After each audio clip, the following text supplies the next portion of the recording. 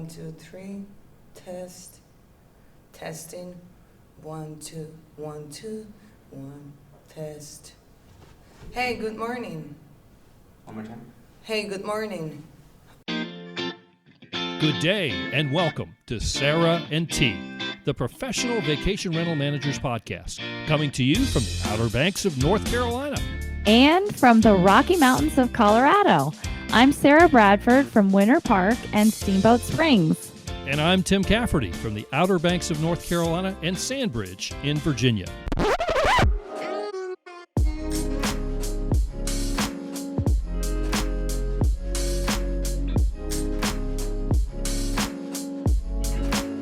I'm very punctual, which is the antithesis or the direct opposite of Sarah Bradford.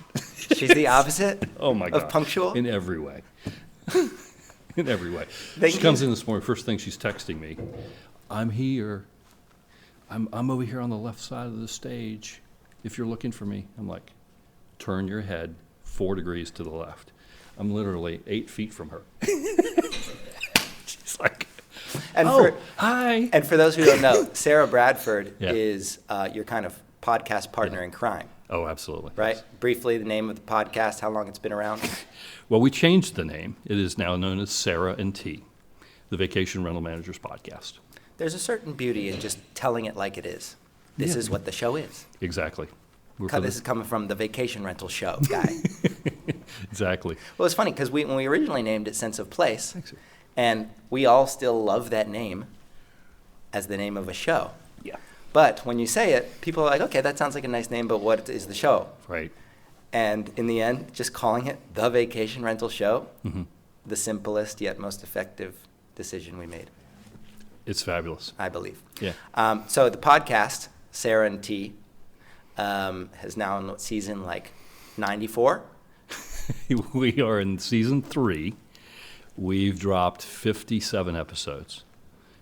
Unbelievable, right? And Sarah, we interviewed her thanks to a little tip-off Yes. that she was going to be in Arizona. I do know her schedule, yes. And we talked about how she never really saw herself as a thought leader or a podcast host. Right. And then all of a sudden she finds herself in this position, and that shift is actually kind of feasible for a lot of people in our industry who have this incredible understanding of their craft and have quite simply never thought about sharing it. Right? So I think she's just such a wonderful example of that. Great. And I've been listening to the podcast now on a regular basis, Thank you. getting some very good ideas. Should we begin the podcast? We secretly had. You like that? Yeah, we're into it, right? Hi, my name's Matt Landau. I'm the founder of VRMB and The Inner Circle, the most independent group of vacation rental professionals online. And this is Unlocked, the Tiny Architects edition, in which we travel to meet some of my contemporaries in their element and find out what makes them so special. This is Unlocked. Tim Cafferty, Hello. welcome. Thank you. It is an honor to be here, Matt. The honor is all mine. Oh, my. You and I have known each other now for quite some time. Yeah. I'm trying to think of the first time we hung out. I don't even remember, but in vacation rental years, it's like Xeons. I like that. You know. Vacation rental years are like a normal year times Whatever. 8. Yeah. Something's happening every day. And you have always been someone who, for me, really stands out as a leader. And I think that word leader is quite broad. But more specifically for me, you're not only like standing up and getting people together and unlocking them, but also doing your own thing, having proven your own personal success. So let's talk a little bit about, first of all, your vacation rental business. Oftentimes with all this hoopla, it's easy to forget that you're actually running an incredible business. And what is that called? I actually have 2 companies now. Outer Banks Blue Realty Services is located in Kitty Hawk, North Carolina, on the Outer Banks. We manage approximately 300 properties there. And I say approximately because it's like a stock fixing today. Where are we today? Are we 301? Are we at 299? There's always changes in the industry where the house is sold or whatever. And then that has been around 15 years now. And then in 2010, I started a second company in Virginia Beach, Virginia, in an area called Sandbridge. Okay. And Sandbridge Blue Realty Services operates there, where we manage 80 properties. And both businesses have very similar models? That was the idea. came up with this model that worked very well in the Outer Banks area. Came into the market at probably the worst possible time. A lot of competitors. Which was when? 2005. Okay. I had 38 legitimate competitors, dividing up the spoils, so to speak. And out of curiosity, why would you choose to enter a market with so many crazy competitors? Well, it's all I knew. My father was one of the original realtors there, so that's the zinger. Wow. He started a vacation rental business in 1964. He was one of the original 10 realtors on the Outer Banks. That's the oldest vacation rental professional I've ever heard of. I've been around Living. all my life, literally all I've ever done. But from carrying linens to the car back in the day when I was 7 years old to when I was 10 years old, he thought I was old enough to go clean houses. And so my sister and Child labor back before that was Exactly illegal. right. I didn't even know we were supposed to get paid, but that's life in the 60s. This is the Outer Banks. Yes, sir. Which it sounds to me like the Outer Banks could not have been developed back then to the extent that it is today. We had two roads. We had the beach road and the bypass, both 2-lane roads. And we lived on the beach road, and literally it was a Memorial Day to Labor Day operation. And the shutters would go down, and we wouldn't see anybody until the following May. And you could go out in the road and play, fire a cannon down the beach road and not hit anybody. It was an amazing time. But So you've been part of that growth of the Outer Banks, which is now, for those who don't know it, let's say someone's listening in Europe okay. and they've never heard of the Outer Banks, summarize it as a destination. It's a little slender sliver of land that is about a mile and a half wide at its widest point, but it extends about 95 miles from the Virginia border down to Cape Hatteras, where the big lighthouse is, the Candy Stripes, and then it kind of goes off to the southwest towards Morehead City. And so Dare County is the largest. That includes cities like Kitty Hawk, Kill Devil Hills, Nags Head. That's where I specialize in. And then there's areas just to the north in Currituck County, and a lot of people refer to that as Corolla. Slender sliver. Very. I like that. It is. Never heard those two words used next to each other. It is. That's about the size of it. If you look at it from the air, you'll know what I'm talking about. And is it still highly seasonal in that sense that you described in the early days? We've extended so much, but we still make 80% of our income over a 14-week period. Whoa. Yeah, so it's highly concentrated. That reminds me of the restaurant in Miami that sells stone crabs. Joe's Stone Crabs, Yeah, right. and they're only open for like 2 months or something. Exactly. And that the rest of the year, the waiters have made enough money in those 2 months to go travel the world. Exactly. I'm not sure I can say that in terms of the vacation All right, rental so business. does that mean you address shoulder seasons and you're working hard to increase low season bookings? Exactly, yes. And it has really meant a big change in our vision of the industry. Up until just a few years ago, full weeks only. No one would consider doing a partial, as we would call it. But now we're considering daily rates. 2 Wow. or 3 day rental may be a good deal here in the off season. And is that something other managers in the area are doing as well? I think so. I, in all humility, am sort of out there on the cutting edge or the bleeding edge, as some of my employees say at times. And so maybe I'm a little more out in front on some things like that. This morning I sent out a Monday morning motivation, and the title is Disruption. Yes. And the idea is disruptive times call for disruptive measures, and that in order to disrupt, we need to do things that our competitors cannot do, are not willing to do, or simply have never done before. And that if you do these things, you can sort of create your own little place and trailblaze in that sense. Are people starting to follow your trailblazing in that sense, or are you just totally off there on your own path? I've been off the reservation a few times, but I think generally folks follow logic, and I think a lot of my decisions are based on logic. Somebody described me as having great wisdom and thinking about things and looking forward. So keyless locks, we were the first entry company to do that in the market. Who was that person that described you as having great wisdom? My attorney, actually. As I was Tim, paying his you bill. have great wisdom. Yes, Just pay his get up bill. there and tell the truth. Well, No, he's the just kidding. same guy that says, "Are you sure you want to fight this battle? Maybe you ought to just pay this guest off." Oh my God, I can only imagine the things that take place in this office. Yes. It also reminds me, because if someone's listening to this and they're thinking, how can I disrupt? If you look at the status quo in your area, and you look at the things that logically should be done, maybe you've seen it done somewhere else, or maybe it just makes sense, but it's not being done, you can just step up and do it. An example being the Kits in Carolina Beach told me that on average, none of the properties were offering sheets. Right. And they were like, logically, we're going to start offering sheets. Right. In some cases, even made beds. Yes.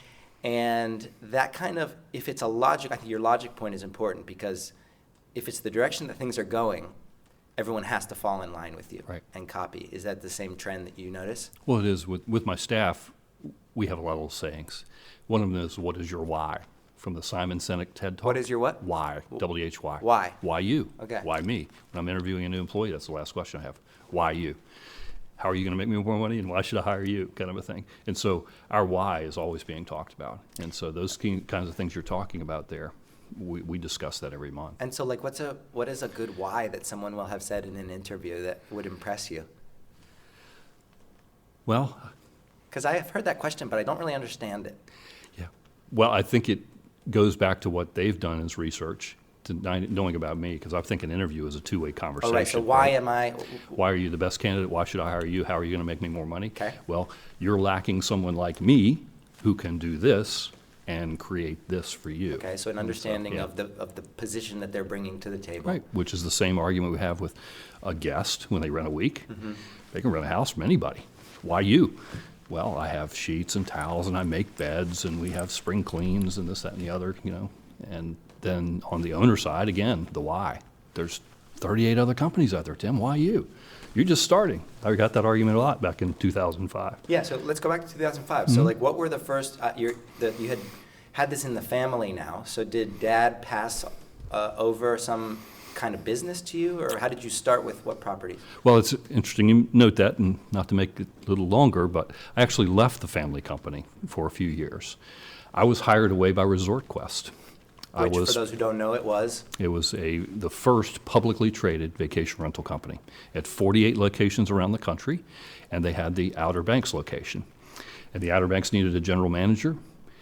The person that owned the local firm was a great friend of mine, Doug Brindley, and Doug hired me as his general manager. Oh, I met Doug last night. Yeah, he's a great guy. Yeah. Very, very visionary as well. So, but anyway, worked with Resort Quest for 5 years and literally was putting half of my paycheck away, knowing that one day I wanted to start my own firm. Because again, not to get too deep, but the family firm had some partners brought in, and ownership wasn't coming for Tim. But you knew it was going to be a vacation rental thing? I knew. Once I got in the business, I got the fever. Okay. I knew. And so what, eventually, when that money starts mounting up, and did you have a specific number in mind that you wanted to launch with? I don't think I made it there. You never can have enough. Well, out of curiosity, like, what would be a realistic number today for someone who wants to start a proper property management fleet in that fairly competitive destination? I think it should be several $100,000. Okay. So whether you have backing or whether you can save that yourself. Okay. For me, it was approximately $100,000 I had set aside over years, and a commitment of family and so on. And that gets divvied up very roughly. What percentage goes to what? Well, I rented an office, okay, and you have to guarantee that. On Main Street, somewhere obvious. And then software, okay, which kind of pie in the sky thought when you have no houses, hey, I'm going to buy this software. Right. But there are softwares that offer a percentage of bookings, right? So There that are. could theoretically be a cost alleviated. Yeah, at that time, there was a licensing for certain numbers of property, but you're exactly right. Typically, the softwares are based on the number of properties, Okay. so that's not too terrible. Office, software, what are the other big ones? Well, the big one for me was back to the why. What's going to make me different? And so I developed this system, this package of services to property owners, one of which included sheets and towels. So I had to buy a lot of sheets and towels. How many? Oh, boy. Well, see, when I started the business, I was hoping for 50 houses the first year. Okay. I hired a very competent rental manager. So there's two of us literally working on a card table with a portable phone, throwing back and forth. And we'd put somebody on hold by holding your hand over, going, "It's for you." Then we tossed the phone across the room. Please hold. Yeah, exactly. And so we're having fun. We're clipping out logos and taping them on envelopes and all this. I didn't take enough pictures. That's the only doubt, the regret I have. What kind of cameras were cutting edge back in the day? Was that like point and shoots? We still Were had, you yes. using like Polaroids? There was digital stuff back then. Come on, Matt. It wasn't great compared to today. My marketing manager would laugh at me. But anyway, we were hoping for 50. And in 45 days, we came out with 125 houses out of the chute. It was like, holy mackerel. How What have we- did you do that? Well, I had a fairly good reputation in the market. Uh-huh. I was working for a publicly traded company that had a lot of limitations, shall we say, about what I could do. And so when I started my own, people found us, and they liked what I You had to didn't do say. any outreach? People literally all came to you? Not everyone. I want to be careful not to. As the statute of limitations passed on Yeah, lawsuits, exactly. yes. So, at any rate, let's just say that the company I worked for at that time, their focus was customer centric, not owner centric. Customer meaning guest. Yes, guest was always right, and it was a firm that was owned by a hotel chain. They had this grandiose idea: if we market to the guests in the hotels, then they'll vacation in our vacation rentals all around the country. It didn't happen. And so I did my best to take care of my owners in that storm of confusion going on. You made the owners are always right. You put the owners above the guest on that priority chain. I always have. It is their property. Without an owner, I am nothing. So I do need to educate my owners to be the best they can be, but guests do pay the freight, but owners give us the product to make our businesses. And have you heard people argue the other way around? I have, and that was the environment I was in at that time. Do you think it's different for everyone? Probably other markets are a bit different, but in ours, we have a lot of product and a very attractive destination to come to. And I'm guessing the relationships with the owners are supremely important. They are. In that kind of limited environment. They are. And quite frankly, many owners are promised the world by some folks. And How would I go about deciding who I want to prioritize as a property manager? as an owner, Yeah, you mean- no, as the management company. How would I determine, I'm sorry, as the owner of a, no, sorry, let me get my question straight here. As the provider, the property manager, the service provider. Yes, sir. You have two clients, the traveler, the guest, and the owner. Mhm. How would you decide who gets the priority? Well, it's interesting you use that term because I'm a realtor. I'm a licensed real estate agent as well, which is required in the state of North Carolina. There is a distinct differentiator between your client, which is the owner, by the way, and your customer, which is the guest. Okay, The elaborate. client, I have a signed contractual agreement with. I owe loyalty, duty, and obedience to my client, whether I'm selling a house or whether I'm managing the property. Obedience. Yeah, well, that's, some owners like to throw that one at me. Don't need to break the law, but at any rate, that's what I was And that's defined. a client relationship. Right. And on the customer side, you owe honesty. You do not owe them other than that. So, Interesting. so it is a scale of justice, certainly, but in terms of client, is always going to take my vote. Huh. I like that. It's kind of the eternal question that I see people struggling with. And it is a challenge. I mean, Yes. having two people that you need to make happy. Phew, that's how we get paid, right? We're the point in the middle on that scale of justice. And if you can figure out a way to make both those people happy, you succeed. Yes, sir.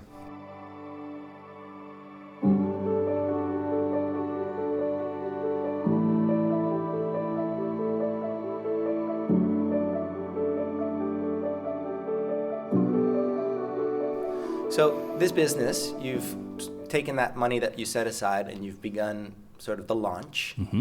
You're sitting there at the card table. You've got 100 and how many properties? 125 in Which is- 45 days. What were you like surprised? I was sweating bullets.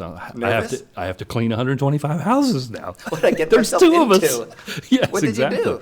Well, I rented a warehouse across from the main area of the beach where I started staging housekeeping, and I managed the housekeeping while my rental manager managed everything else. We had to bring some other people on, obviously, to make reservations and, And this was do accounting. You at least had, because when you launched the business, you were fully aware of when high season was going to be taking place, Sure. right? So you Mhm. had some time. It wasn't going to be like immediately into the weeds. You have some time No. to prep. Right. It was practically a year before Okay. we had money rolling in. Well, we do things a little differently. Money was rolling in almost immediately because we could take reservation in advance. But I started the company in May of 2005. Our first guests didn't check in until approximately May of 2006. So had to get a year to get everything organized and people in place for our first arrivals. But There's a lot of work in between with the marketing and the reservation taking and the accounting and the And is that disbursements. something in hindsight you would encourage other people to do, to give themselves enough time before maybe high season rolls around? Or is it a good idea to begin hosting guests as sort of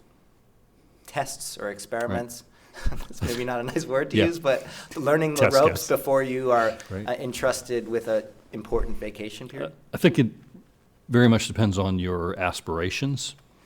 A smaller operator may be able to do what you say on kind of the last minute. I'm pretty much known as a planner.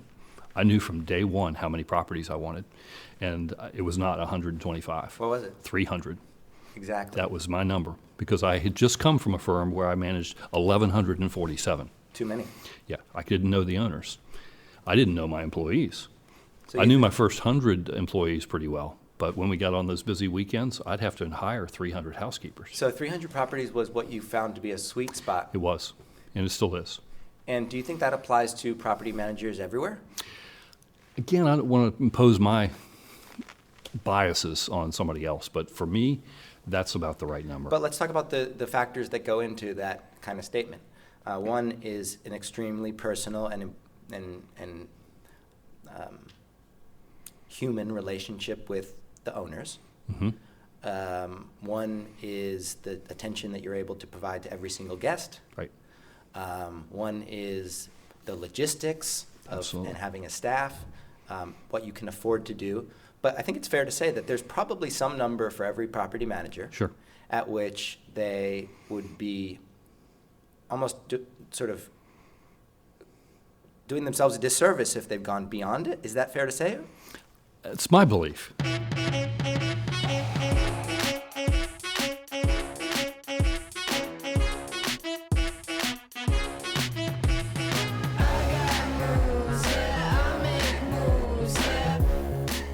This is Sean Miller, the president of Point Central. As a sponsor of the podcast and also as a person who recently beat Matt in a one-on-one basketball game, we have the opportunity to interview Matt in this season's podcast. While we're going to save the full interview for the end of the season, right now we're going to share a small tidbit with you. Enjoy.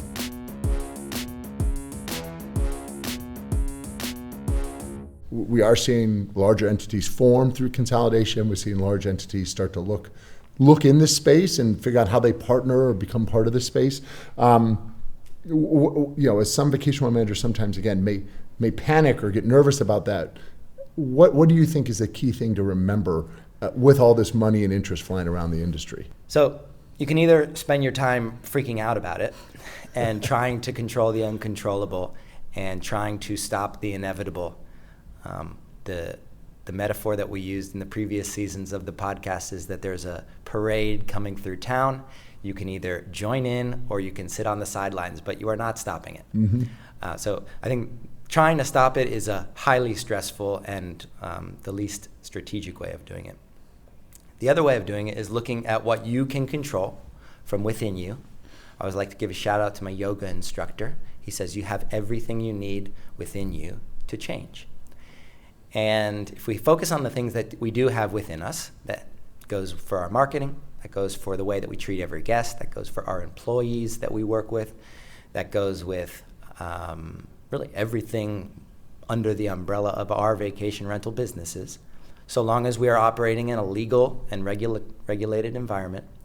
When you start focusing on those things, the other stuff gets way less stressful. I've noticed managers who are really confident and organized don't really react when they hear these sorts of announcements or huge consolidation news. It's not to say that they don't adapt to it. I mean, there's instances in which your software might have gotten sold to someone else and you're not willing to deal with the new terms. But they adapt and they say, okay, it's time to move on, find a new property management software to work with. Adapting to that change is so cliche. It almost makes my brain just shut off hearing those words. But if you are moving forward constantly, you have a place in the future. All right, enough interviewing me. If you want to learn more about Point Central, head over to pointcentral.com/VRMB. You can sign up for a free demo. You get free HVAC analytics, and Sean's team takes incredibly good care of people. Now let's get back to the show.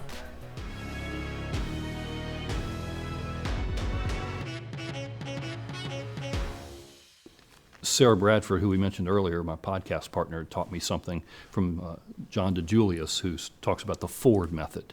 You need to know the Ford of your clients, their family, their recreation, their family, occupation, recreation, and dreams. If you can do that with most everybody who walks in the office, you are gold.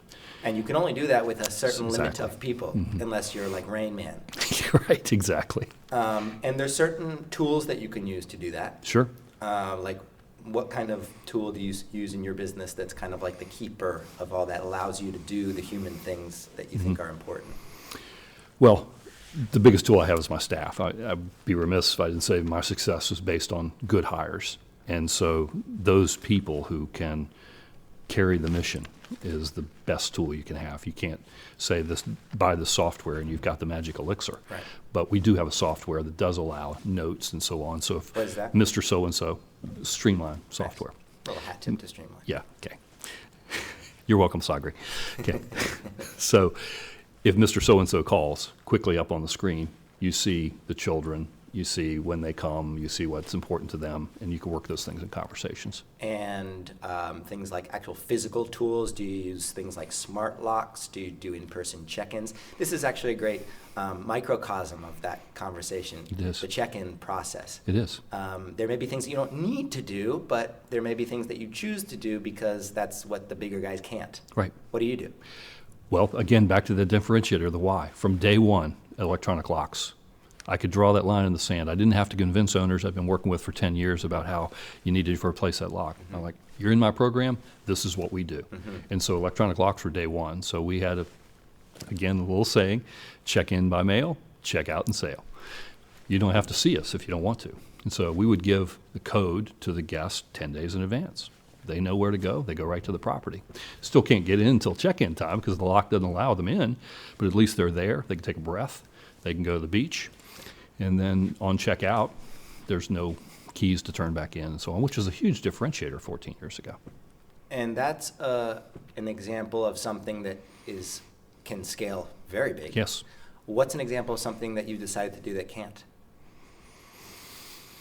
Well, I think, again, one of the differentiators we have with our property owners is that we include an annual deep clean of our property at no charge to our owners. So we clean your carpets, and we do a full spring clean, talking 40 man-hours on every property every spring.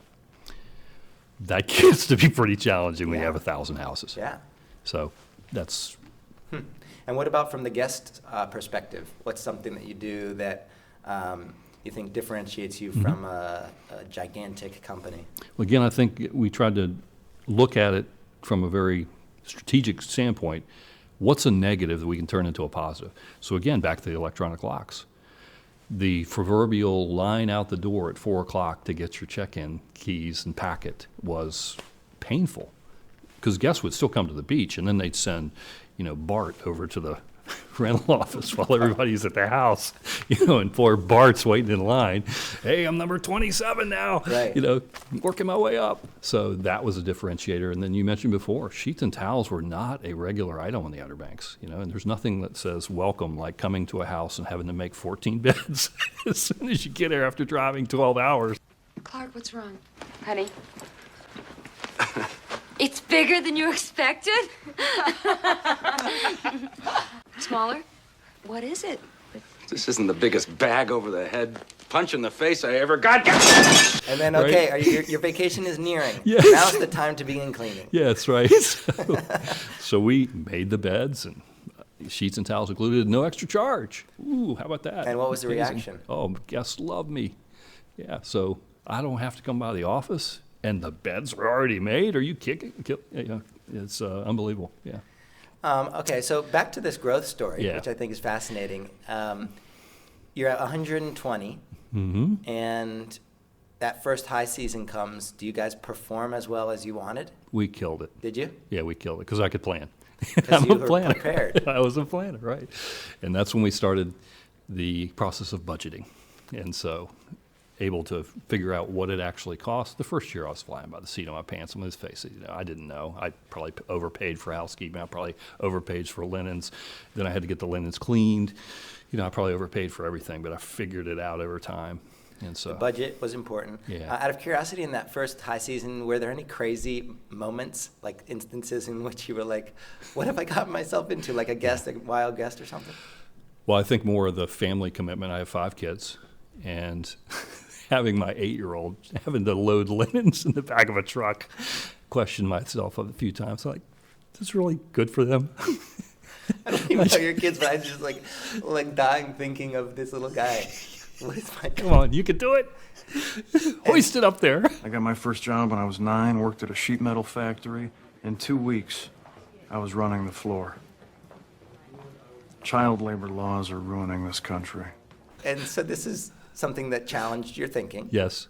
But apparently the upsides were good enough to continue. Oh, we had a great time. My sons still talk about how much fun we had when they were 8 and 9 years old, loading linens in these bins that were 3 times the size they were. But Starting they them had a young. ladder, and they go up there, and then they jump on the linens to pack them in there and so on. And so it was amazing. They didn't contract tuberculosis or something. My father has a retail shop, a family shop that's been in the family for several generations. And I remember my brother and I would always go into the basement, which was just storage and huge boxes and foam everywhere. And those were the days. Yeah. Those were the formative. Okay, so this property count after high season, I'm guessing you get more attention from other owners. We do. At that time, I realized I couldn't do it all. I brought additional key staff. And it was literally only you and one other person? Well, And cleaners. by the time we got around to the summer, we had a reservations agent, a full-time accountant, so there were 4 of us. And that's because you could more or less project the kind of income that would be coming Right. in and justify these expenses. Right, the cash Wasn't flow had a started. total by that time. gamble. Yeah. Okay. And then I brought in a new owner recruiter who is still with me now. A And what? Actually, a new owner recruiter. Owner recruiter. Yes. And so that was her sole purpose. Go out there and beat the bushes. Again, nobody else had one of those at the time. What kind of things was she doing? Who was that? Her name is Debbie Rennells. Debbie And Rennells. she has been with me now 20-some years through 3 different companies. Wow. She followed me from company to company, and she's the only vice president I have in that company now, vice president of business development. And So what was she doing in that recruitment? What does that look like? she had a little room. Well, we had this, we call it the closet, was our first office. It To was give you an idea of the size. 400 square feet. Yeah. And there were 4 of us working in the closet. And so we got to a point we couldn't manage in the closet. So we got this little outpost New closet. beside. Yeah, so we had to go out of the closet and into another closet down the hall. It was in this office building, and it had the post office and a timeshare check-in area. And so we were really, it was a good thing we didn't have crazy. people checking into I our was going to office. say, it sounds They like would- I'm trying to visit. That sounds like a madhouse. It was truly. And so, like I said, I didn't take enough pictures. And so the new owner recruiter was working that, and she was sending out postcards, much like a real estate salesperson would do, and farming is what they call it in real estate sales, and getting our word out there. and Planting the seed. talking to people who were not as satisfied as they could be with their properties. Any other things other than postcards, and just how was she getting a hold of these people? Well, and there's a lot of cold calling, too, back to real estate sales as well. And she would just kind of be lovely on the phone and say, She would, and then What'd she say? we'd have certain times of the year where we knew owners were down because we have the owners' weekends of property owners association meetings or what have you. And she would literally park her car and walk through the neighborhoods with her basket of goodies and knock on the door and see if they were a homeowner kind and of say goodies? hi. what kind of goodies? Well, it was logoed material with Outer Banks Okay. Blue, or I was thinking maybe like there- muffins. I think she had some bananas and muffins as well. So if you don't want a koozie, can I offer you a banana? Wow. And so, by the way, I'm representing Outer Banks Blue. Are And you it- satisfied with your current management situation? It worked. It did. People began coming your way. We did have slow and steady growth to where we are now at 300 properties, amazingly enough. And that was how long? Well, we got to 300 within 5 years, pretty much. And So- now we've been managing that 300. It was 0 to 120 in 1 year. 120 to 300 over 4 years. Pretty much, yeah. We were more strategic as we grew. And so I say we grew to 300 properties. Frankly, we've probably turned down 500 properties over the course of time. Have you released any owners from the fleet? I have. There's no feeling it's as good as that. How do you handle that? Usually it's me that has to handle it. And it just gets to a point where it's, look, you're not satisfied with where you are. Quite frankly, we're not satisfied with the partnership relationship we have here. And so it's probably best that you go elsewhere. So I've had those conversations. One with a very high-end property that brought $250,000 to the rental coffers. That's a tough decision. You turned that money down, but what did you get back after not having to deal with it? Well, I think what we got is what makes me different, and that's the employee loyalty and just the focus of it's their company kind of a thing. That Tim has my back, and I know everybody loves their staff, but brag alert here. We just made the Inc. 5000 list for the 6th time. So the 5,000 fastest growing private companies in the country. The 6th time, Matt. That is insane. Isn't it? One time would be. I did not know one that. time's great. 1/100th of 1% have ever made it more than 3 times. And we've made it 5 consecutive years. And the one year we didn't, we were number 5,002. I was so pissed. I called the editors of Inc. said, "Can I get a recount?" But 5,002. 5,002, yeah. So I'm very proud. What does that of it. make you feel? Oh, that particular time I was very angry. Right. No, I'm if talking we the just had 6. 2 more sales, I'm we could have done talking this. the But in terms achievements. in terms of the achievement, it's it's humbling. I've been known to cry at Toy Story, 3 or whatever. So it's very emotional to know that it's coming from that little closet to where we are now in a 16,500 square foot building that was a former bank that I took over from the FDIC, and we have a laundry facility now that's 16,000 square feet, and we have office in Sandbridge that's very nice. And so from humble beginnings, I couldn't get to here without the people that really step up, and the experience I have. I don't do much. That's the bottom line. That's the we all want. Sign checks. I look at reports, and fire owners. And fire owners. Yeah, that's about it. Difficult job. Getting back to the process of releasing, I've been using that word because someone Yeah. said it the other day. I think it's nice. That's good. Nice enough. You're not firing. I'm not confining you any longer. Yeah. Be free. By the way, there's a couple nice word substitutes that I've been learning over the last few days. And I'll get back to my story in a moment. One example is the word industry is too clinical and not appropriate and needs to change. Jennifer's suggestion was to call it community. I like Okay. the word movement. Okay. Another example is the word units. Oh Lord, no. My Doug friends- Kennedy will not like you for that. My friends at LiveRes Yeah. and Amy and Linda and Kauai, they taught me that the word is actually properties. Properties, yes, sir. That's a good point. They're also not homes. They're not homes because no one's living there. No, it's a commercial domicile for financial gain. Yes. It's not your home. Another one was, I really hate the term property manager. I do too. Can we come up with something new? Not right now on the spot, but don't you agree? I've always called it vacation rental management. I think rental management is different than property management, but that's a quirk that I have. Okay, so you're releasing these owners, and you said that was directly impacting your staff in a Yes. positive way. Is it because they felt like they were part of their input was, I'm guessing they were raising their hand and saying, this guy over here is an absolute Complete nightmare. jerk, yes. You listen, you act on it, and it makes their job a little bit more pleasant. Is that the general logic Well, chain? And they feel like they're a part of something that's not just about the money, that we are doing something here and we are aligned with partners. We use that term a lot too, business partners, dear business partner. Right. And that is, there's that, to me, puts a certain obligation on their end as well. Right. Your job is to provide me the product. I market and care for it, but you have to do your job of providing me the product. Right. Making sure the decor is appropriate, landscaping, repair, and every property manager, vacation rental manager listening out there knows the people I'm talking about that just don't get it.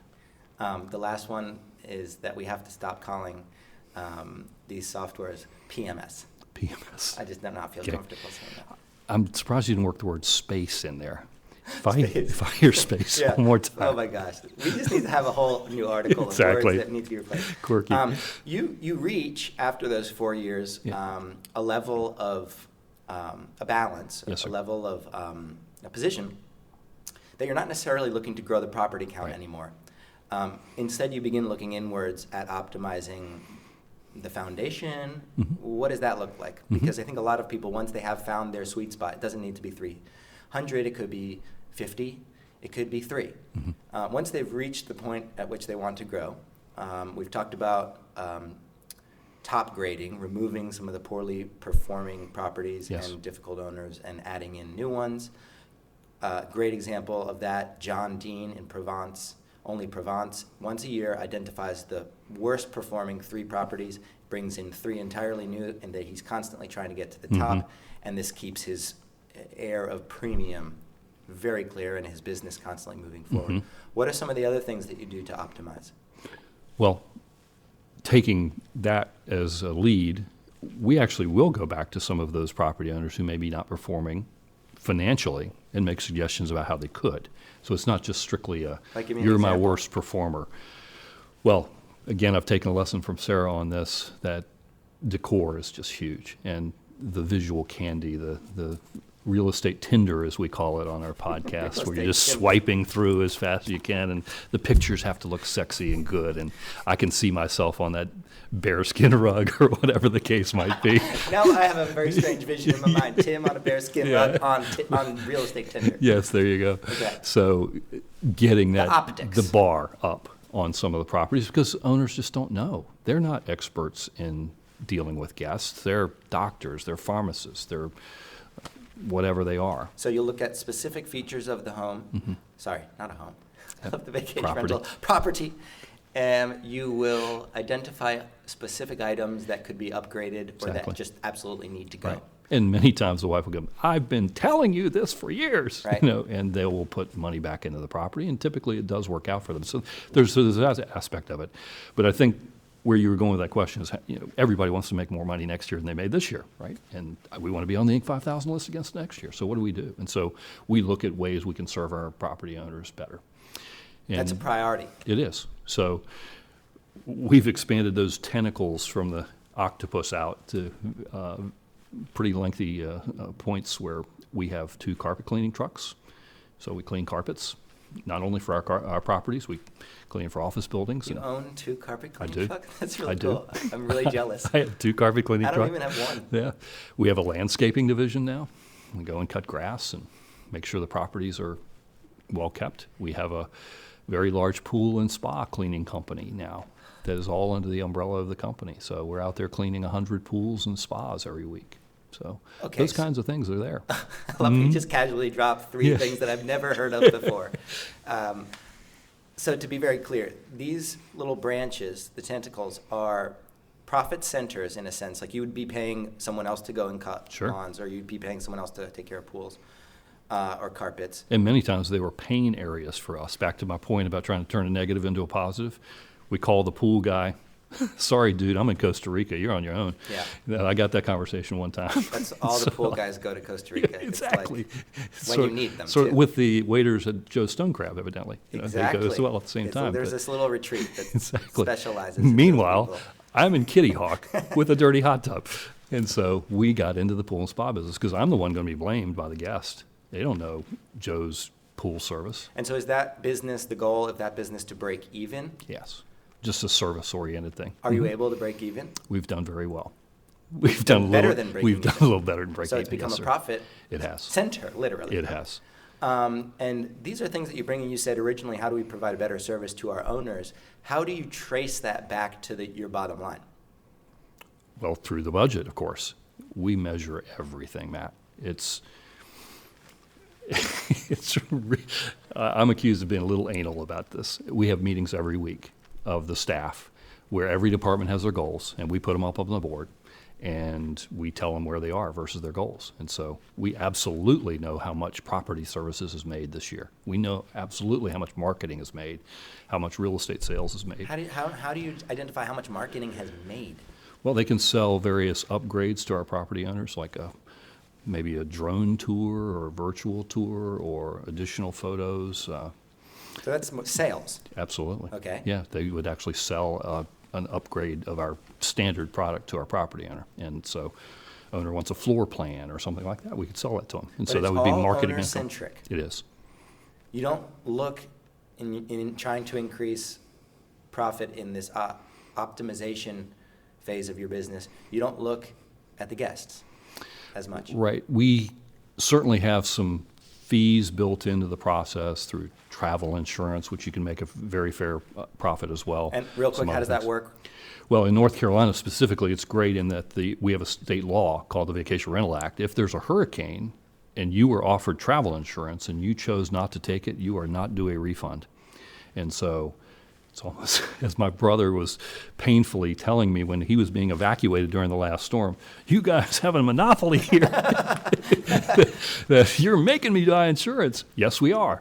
And so And it's for your we own make good. a commission on the insurance. And so the take-up rate, for instance, during Hurricane Dorian was something like 80% of our properties. 80% of our guests had travel insurance. Wow. Yeah.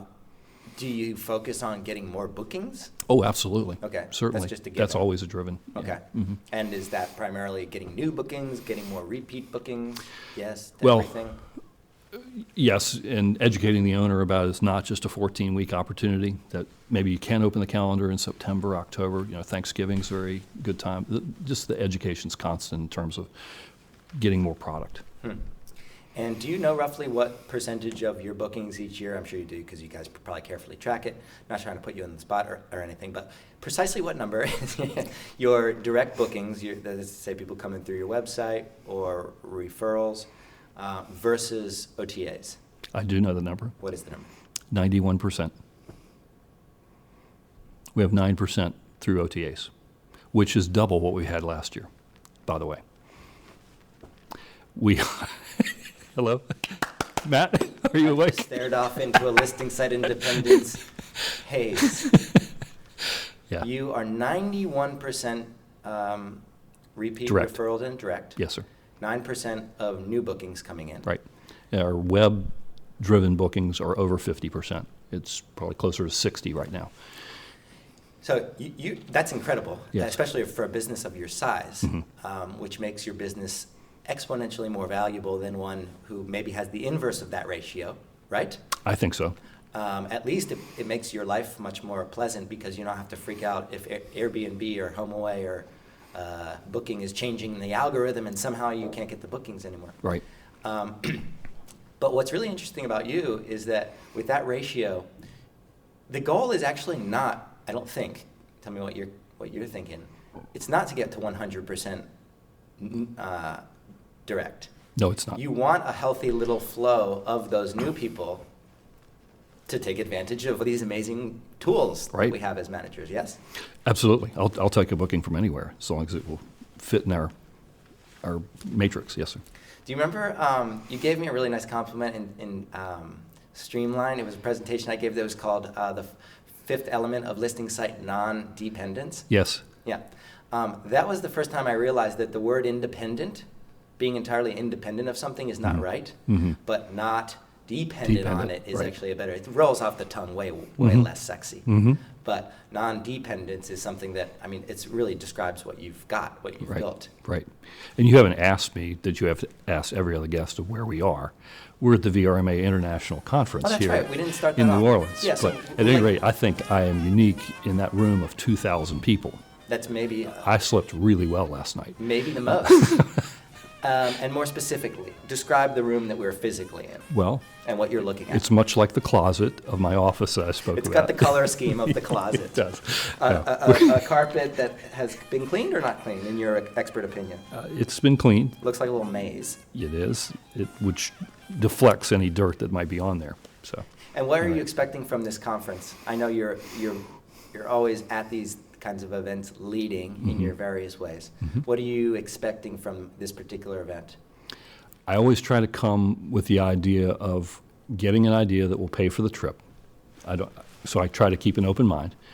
But more so, I brought 5 of my key employees that I talked to you about before as a reward for their great work this year, and so that they can be exposed to some of this stuff that has, quite frankly, become a little old hat to me, because they always ask you how many conferences you've been to, 1 to 5, 5 to 10, 10 or more. There's not a box for me. There's something whose family started this in 1964. Yeah. Well, I've been a member of VRMA since 1991, And so I think this is about conference number 50 for me, Amazing. between regional and so on.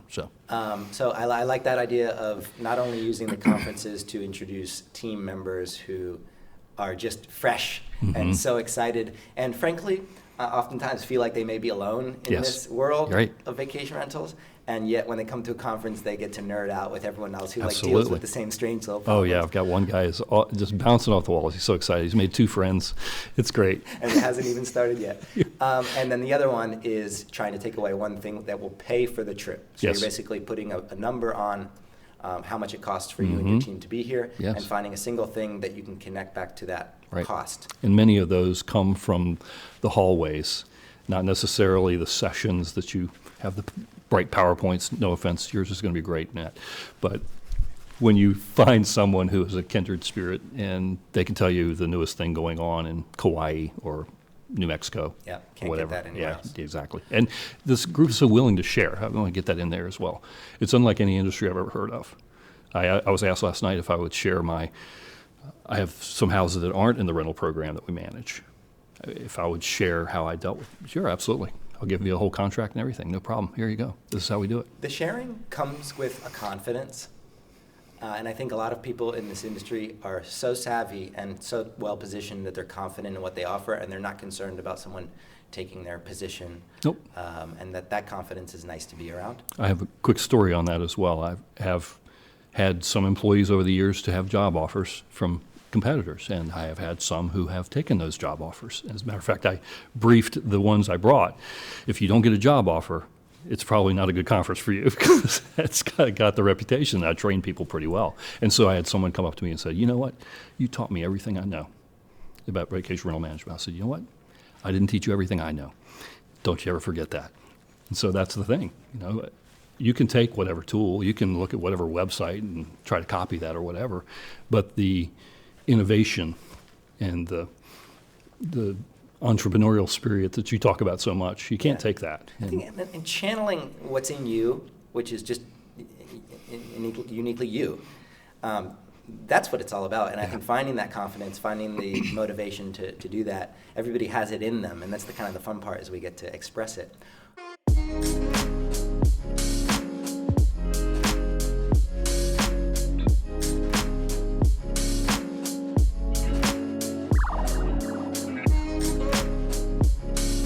Last question. Okay.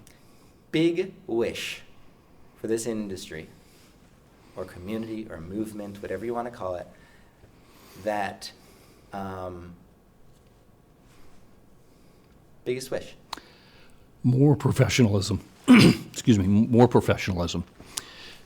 The name of our podcast, again, Sarah and T, the Professional Vacation Rental Managers Podcast.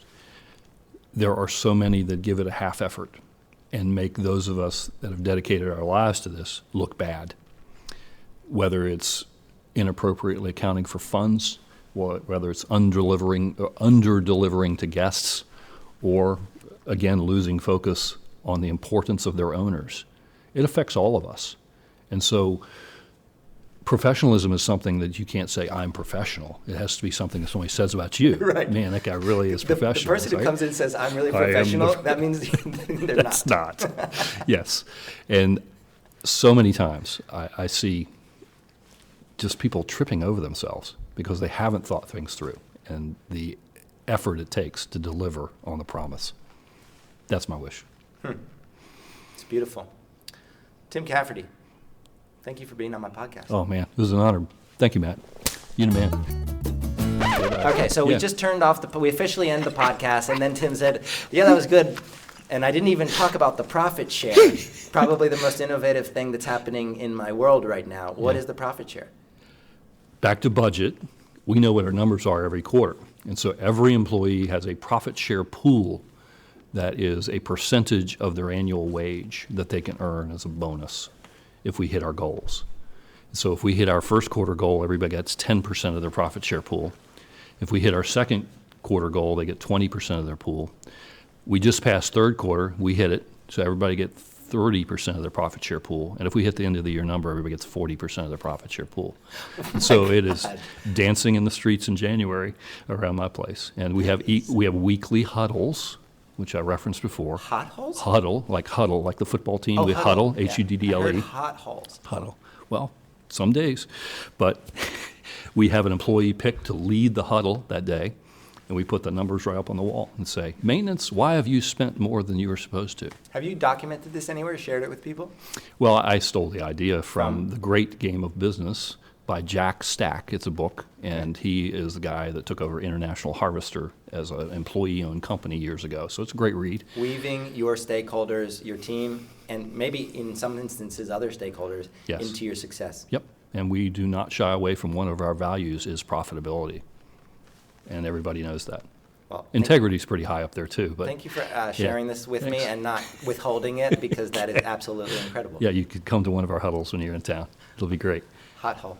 All right, great. Hey folks, thanks for listening.